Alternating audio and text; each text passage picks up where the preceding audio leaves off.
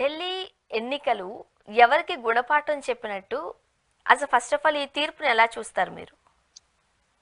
తీర్పునే లేదు. చాలా ఆయన వ్యక్తిగతంగా ఎలాంటి వ్యక్తి అయినా కేజ్రీవాల్ అందరూ మనం విచారపడాలి. ఎందుకంటే 2013లో ఎక్కడి నుంచి వచ్చి 6 నెలల క్రితం పార్టీ ఫామ్ చేసి క్యాప్చర్ పవర్ చేశాడు. చాలా మంది 2 సార్లు గెలిచారంటారు, కానీ 3 సార్లు గెలిచారు. 2013లో కూడా ఆయనే ముఖ్యమంత్రి అయ్యాడు, సంవత్సరం వరకు ఉన్నాడు. ఆయన కొత్త పాలిటిక్స్ తీసుకొచ్చాడు. సామాన్యులందరికీ రాజకీయం అంటే ఏదో ఎంట్రన్స్ ఇచ్చాడు. వేల మంది పార్టిసిపేట్ చేశారు ఆయన ఎలక్షన్ క్యాంపెయిన్స్ లో. ఎన్ఆర్ఐస్ వేల మంది సరదాగా వచ్చారు. వాళ్ళు డబ్బులు పెట్టుకుని వచ్చి క్యాన్వాస్ చేశారు, గెలిపించారు. అంటే సామాన్యంగా ఇప్పుడు మనం చూసేది పాలిటిక్స్ అంటే అది ఏదో మిస్టరీ. ఎవరో టికెట్ ఇస్తారు, వాడి చుట్టూరా తిరగాలి, వాడికి డబ్బు ఖర్చు పెట్టాలి, వాడి నెత్తి మీద పువ్వులు పోయాలి, లేకపోతే ఏదో చేయాలి, అలా వెనకాల తిరగాలి, రౌడీజం చేయాలి, మనం ఎన్ని చేయాలి. అది ఏం లేకుండా కొత్త ఫార్ములా పెట్టాడు. సో 2013, 15, 20 ఆ ఫార్ములా పనిచేసింది. తర్వాత కరప్ట్ అయిపోయాడు, డిబేస్ అయిపోయాడు. డిబేస్ అంటే అది అతను అధికారంలోకి వచ్చాక అధికారంలో ఆ పొగరు రాగానే డిబేస్ అయిపోయింది. సో ఒక రకంగా పనిష్మెంట్ ఇచ్చినందుకు హ్యాపీగా ఉన్నా. కేజ్రీవాల్కి పనిష్ చేశారు జనం.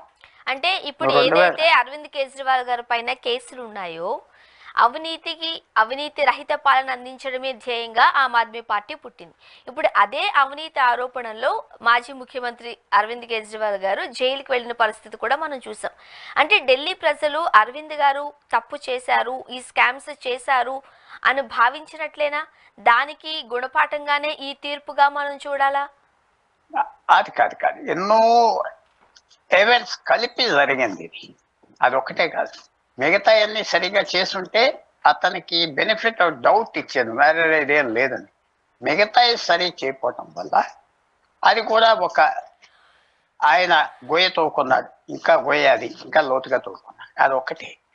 దాని ఒక్కడి గురించి అంటే అది ఎఫెక్ట్ వచ్చింది. జైలుకి వెళ్ళాడా కరప్ట్ ఫెలో, కానీ బాగా పనిచేశాడు, బాగా అది చేశాడు, ఆయన పర్సనల్ లైఫ్ సింపుల్ గా ఉన్నది, అది ప్రజలు చెప్పలేకపోయారు.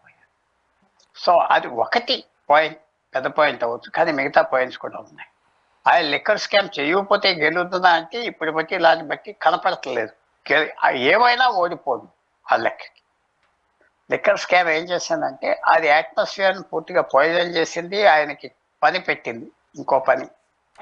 అంతవరకే చూడాలి. సో ఎవరో లిక్కర్ స్కామ్ గురించి పోయిందంటే నేను ఒప్పుకోను. It's one of the factors, ఒక ఫ్యాక్టర్. మరి అలా అనుకుంటే ఓటమికి గల కారణాలు ఏమని చెప్తారు మీరు? ఏ ఏ పాయింట్స్ విశ్లేషిస్తారు? చాలా సింపుల్ గా చెప్పాలంటే ఆరోగెన్స్ ఆఫ్ పవర్ అంటారు. అధికార పొగరు. మనిషి మారిపోయాడు.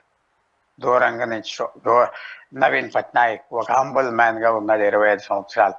శరద్ పవార్ ఈవేళ కూడా పాలిటిక్స్ లో మన్నేదంటే ఆ హ్యూమిలిటీ ఉన్నది, ఎసెన్షియల్ హ్యూమిలిటీ ఉన్నది. జ్యోతి బాసు 30 సంవత్సరాలు ముఖ్యమంత్రి చేసాడంటే ఆయన ఇప్పుడు కాంట్రవర్సీకి దిగేవాడు కాదు, ఎవరి జోలికి వెళ్ళేవాడు కాదు. ఆ క్వాలిటీస్ అన్ని ఉంటే అలా కంటిన్యూ అవుతాయి. ఎప్పుడైతే రోజు కాంట్రవర్సీ పెట్టుకుని రోజు గొడవ పెట్టుకోగానే ప్రజలకు విసుకొచ్చింది.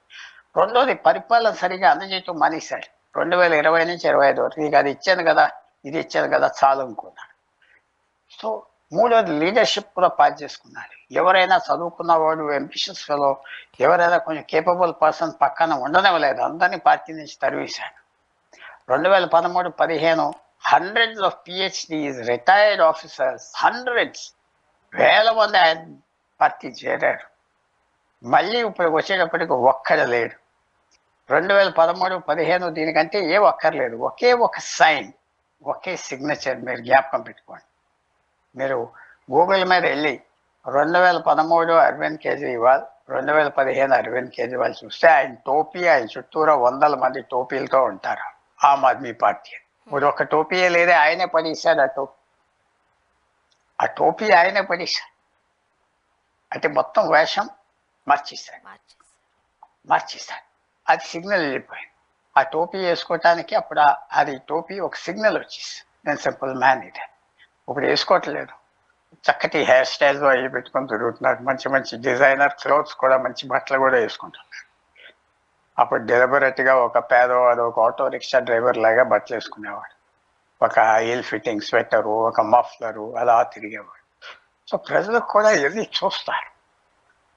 ఏది చూసినా మంచి పరిపాలన ఇస్తే కొద్దిగా ఆనెస్ట్గా ఉంటే అన్నీ క్షమిస్తారు. ఇది మంచి పరిపాలన పాడైపోయింది. సో క్యూములేటివ్ అంటారు. ఇది ఒకటి దాని మీద